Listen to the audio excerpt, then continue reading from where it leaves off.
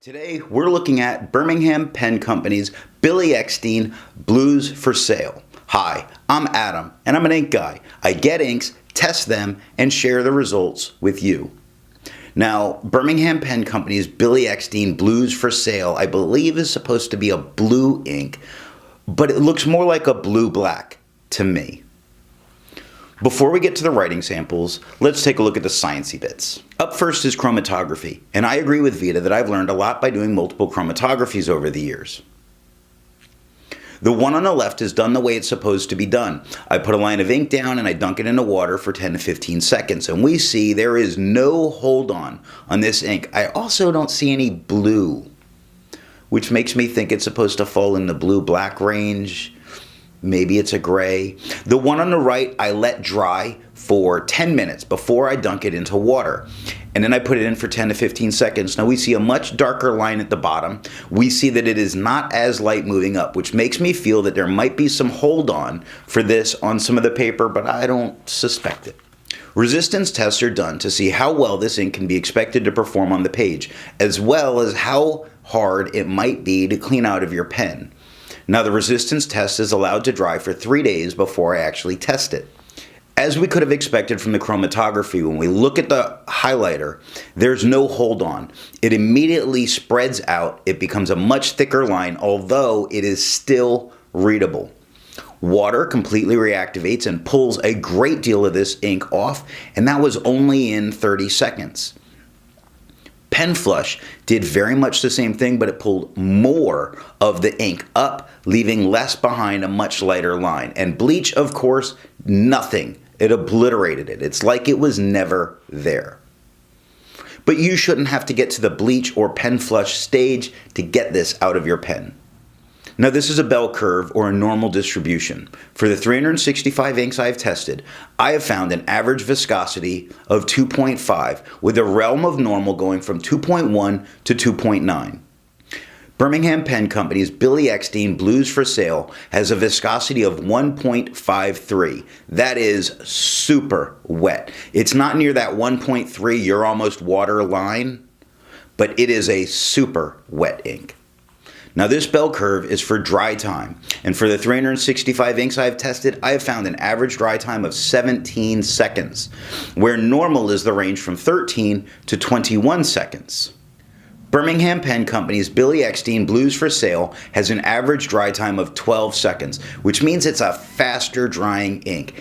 Actually, it was getting kind of close to Noodler's Bernanke Black, which only had a dry time of 11 seconds. And this is not a fast dry.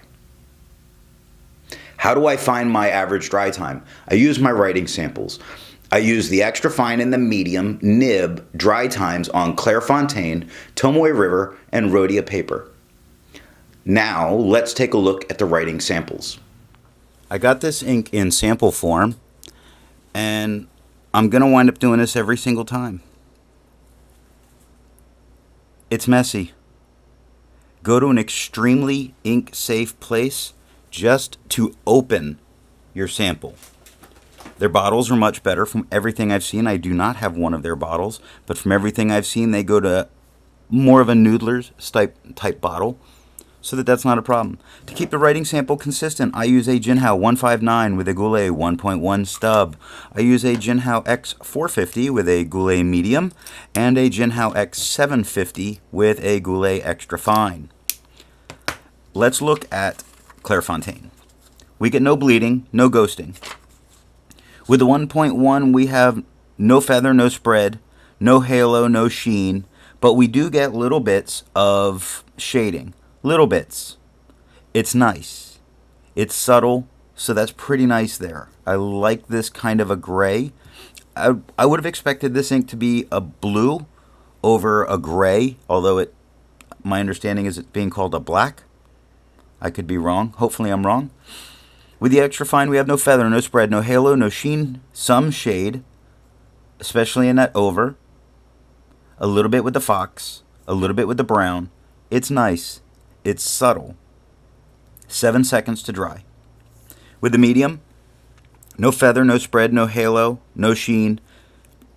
Same thing with the shading, except with the extra fine, we had some lighter areas And with the medium, where it comes out a little darker, we wind up with some little darker areas. So it shades opposite. Where it was a little light here from its normal, it gets a little dark here from its normal. Now when we look at a scrubby, we don't see a ton of color variation, so we're not expecting it to go wild on it. We just get a little bit. And when it comes to the smear test, you might be able to save this. Looking at Tomoe River, we'd have no bleed. We have some ghosting because it's Tomoe River. With the 1.1, we have no feather, no spread. We get the beginning of some halos. We see it on the left side of the E of Eckstine. We see it on the right side of some of the letters of blues. So you do get a little bit of haloing that just starts. We do get some color variation. We have no sheen. This is not a sheening ink. In the extra fine, we have no feather, no spread, no halo, no sheen. Nice color variation, not huge. Again, super subtle here. 11 seconds to dry. On the medium, we have no feather, no spread, no halo, no sheen. Sloppy writing right there. We do get color variation. Now, I don't know if this is my thumb, so if I cover that one up, but I do see it with the lazy. I do see it with the over. I do see some especially darker spots in quick. So I think we do get some of the shading here. 19 seconds to dry. Looking at the extra fine and the medium scrubby, we don't see a ton of color variation, just like before, but there is just a little. On the smear test, good luck. Rhodia paper. No bleeding, no ghosting. With the 1.1, we have no feather, no spread, no halo.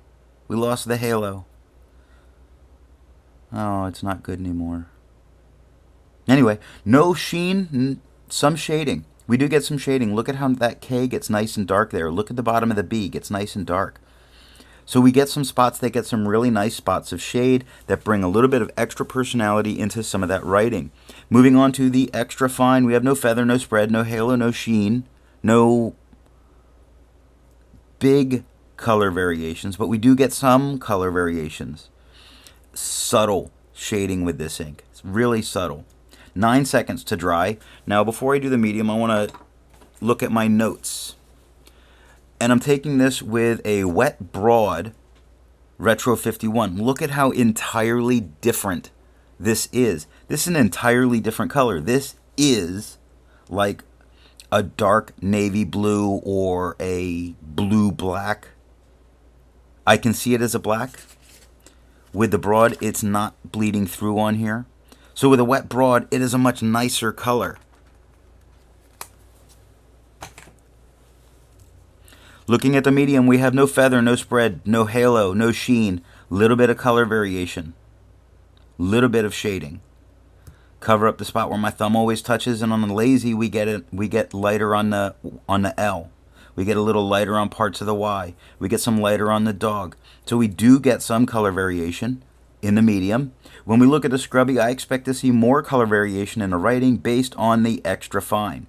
The extra fine gets us some decent color change here. The medium gets us none. And on the smear test, you could recover this.